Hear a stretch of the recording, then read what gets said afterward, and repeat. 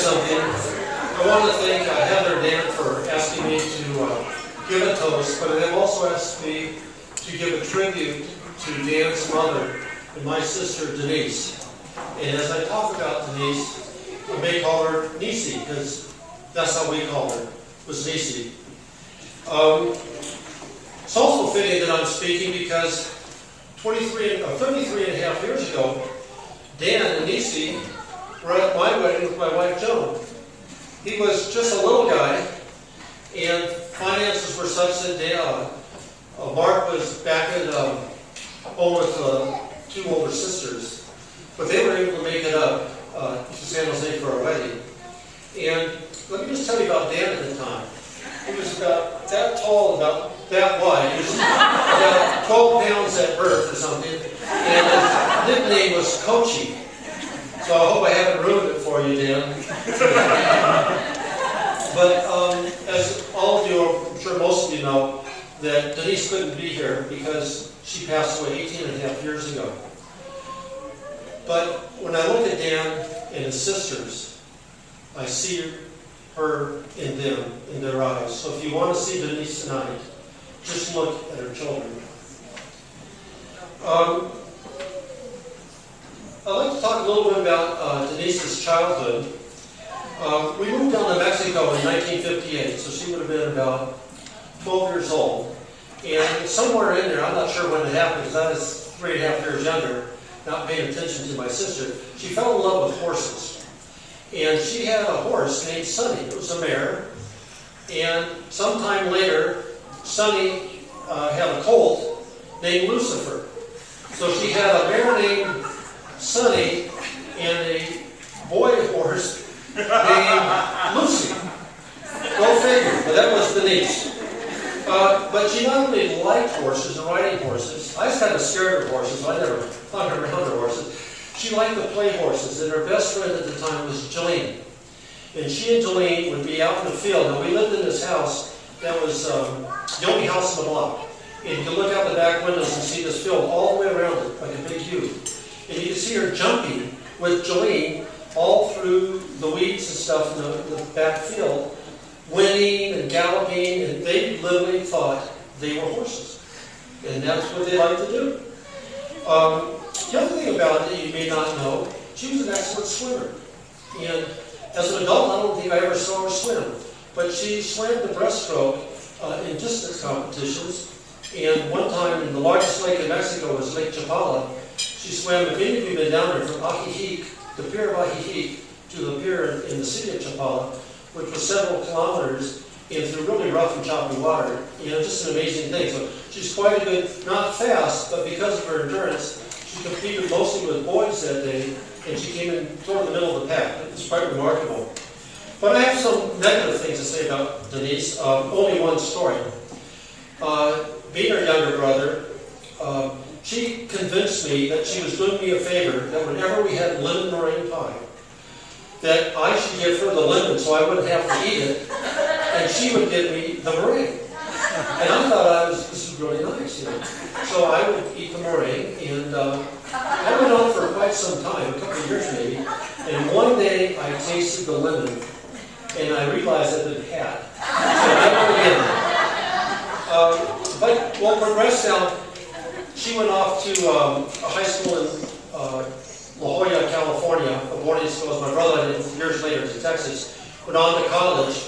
And the next time I really was around her a lot was when she and Mark were first married in Delano. And I would go down there, and then over time, I got married.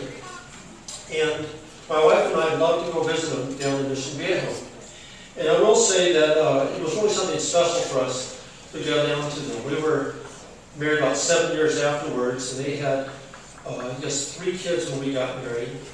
And I want to tell you, Mark is a great guy, and we really enjoyed going down there.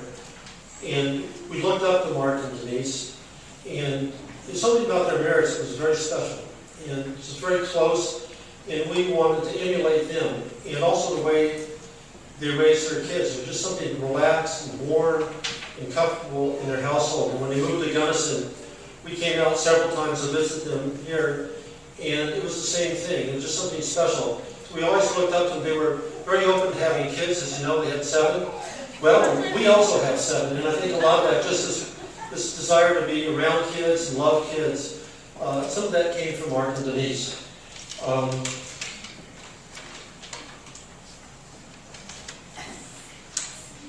She had sort of a laissez-faire attitude with rules when raising kids. She had this way of saying when the kids were crying, let's say sobbing, she'd say, no sobbies, no sobbies.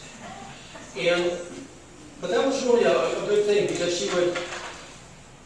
she taught them not to complain about what they didn't have, but to appreciate what they did have at a very early age.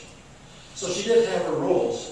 But she's also laissez-faire, as I said, because if you go out to a coffee shop, about the only place that would tolerate the Ritters, because she would let them go out and you sit down, and most moms would take toys for the kids to play with. And she'd have this herd of kids, and she would just let them sit there, and they'd take the butter out of the pads and literally rub it into the table, put the salt and the pepper in, open up the sugar containers, and they were really happy. And they were quiet and good. The table was a mess. Their hammer would kind of slide a little bit, but that was a very relaxed attitude that she had about it. Or just something. I mean, she had this contrast. The other thing is she liked using words like the expression of no sobbies. I also learned the word volcano. Volcano is a diaper that's been erupted into.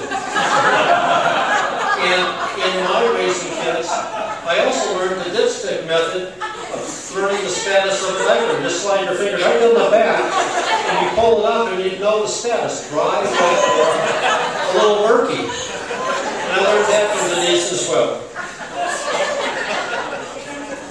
I would like to get to the last part, but I just want to pause here and just say one thing to Mary. As Denise's brother, I am so happy Mark has found you, and I'm so happy you found Mark. It's wonderful. The last few visits we had to Gunnison, probably the last 2, she had taken on a job making bread for a restaurant in Crested View. And we'd go in there and had this nice big kitchen. They had that, so we still had that big stove. It was perfect for baking bread. And we would watch her bake bread. And her baking bread kind of symbolized her life. First of all, the ingredients that she used were very simple. Flour, water, yeast. And that was very akin to her life. Their life was very simple. They didn't have a lot, but they had their kids. She would knead the bread. She'd let it rise.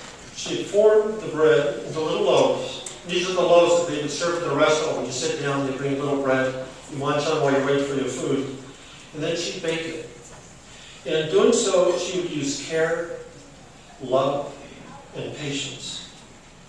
Each loaf would be different, yet each one would be perfect in its own way. Each one is just like her kids.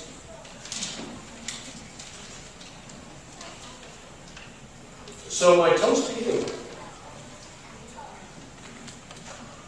Heather and Dan, is this: that may each day of your life, of your married life, may you follow your mother's recipe. Keep things simple and treat each other with care, love, and patience. And if you do that, each day of your married life will be different, but always perfect.